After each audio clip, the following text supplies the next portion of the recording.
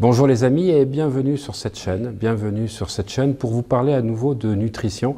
Je sais que vous êtes très nombreux de pouvoir avoir une chaîne où on peut parler librement à la fois d'émotions, d'états modifiés de conscience, de parler des chakras, de parler d'énergie, de parler d'hypnose, de parler donc de coaching, mais de parler aussi de ce qui est fondamental et pour moi qui anime notre on va dire essence, notre vêtement corporel, c'est-à-dire le corps. Et le corps, il est nourri par plusieurs choses.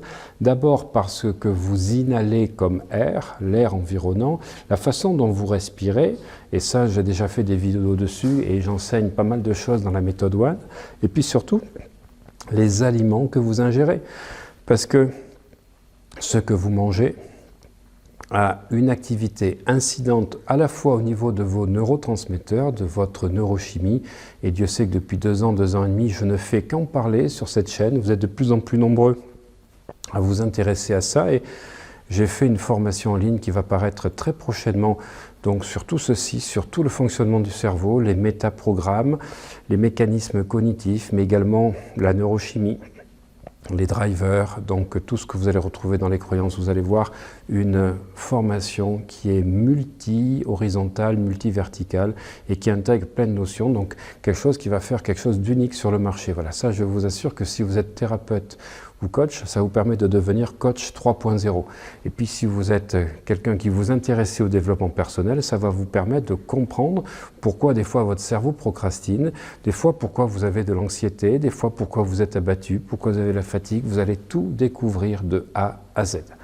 Voilà, alors la question qui m'est posée, puisque je fais une formation en ligne aussi pour apprendre à manger correctement, simplement, à la fois pour mincir et se sentir bien, eh bien, c'est les besoins corporels. Combien on a besoin donc par jour de glucides, de lipides et de protéines? Alors, je vais vous dire un certain nombre, mais en général, ça dépend de votre activité.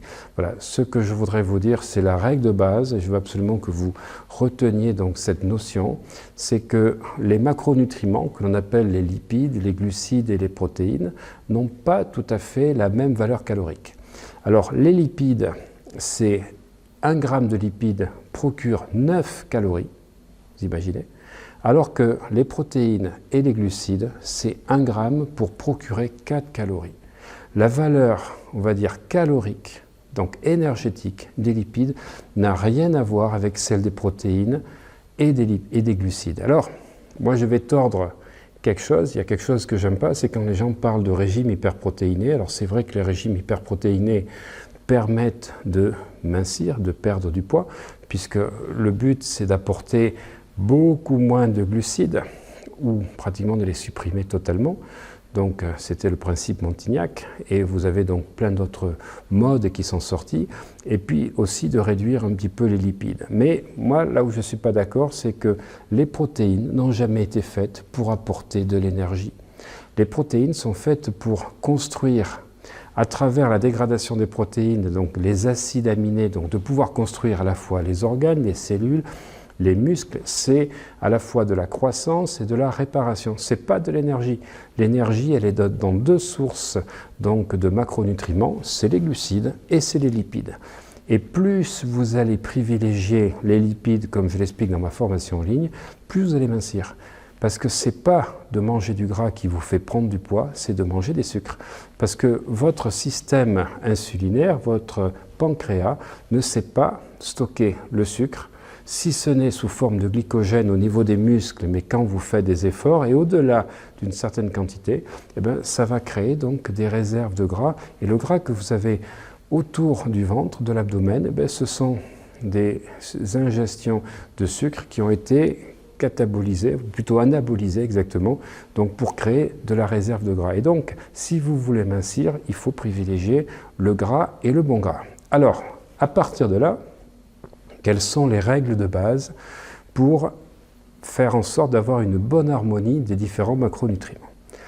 Au niveau des protéines, on va dire que votre poids actuel, votre poids même de forme, va induire la quantité de grammes de protéines que vous devez manger. C'est-à-dire que si vous faites 50 kg, vous devez manger donc entre 0,8 et 1 gramme par kilo de protéines, c'est-à-dire entre 40 et 50 grammes.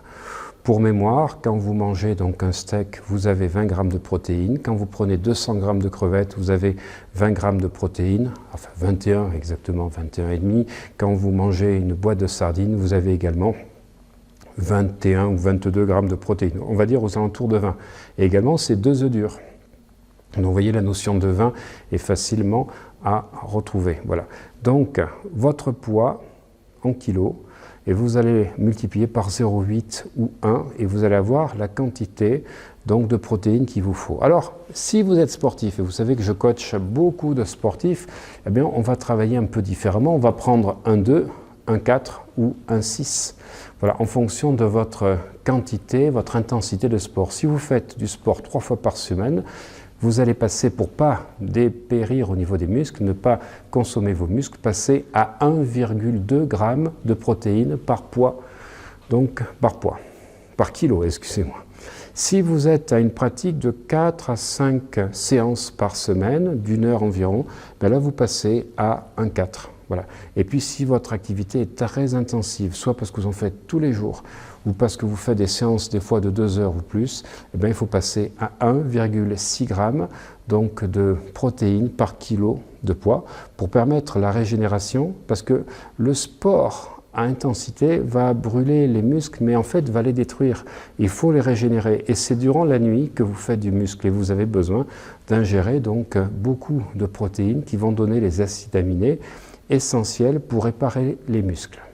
Au niveau des lipides, la quantité qui est normalement, on va dire, admise dans les cours de nutrition, c'est entre 1 g et 1,3 g par kilo de poids.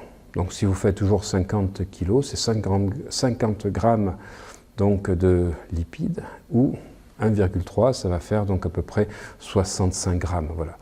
Et au niveau du sucre, alors là, il y a 2 approches fondamentales différentes. Il y a ce qu'on appelle les adeptes de la diète cétogène, et aujourd'hui, on a de plus en plus donc, de personnes qui sont dans le régime paléo, qui a été donc remis en selle. Nous avons même des régimes spécifiques pour les sportifs.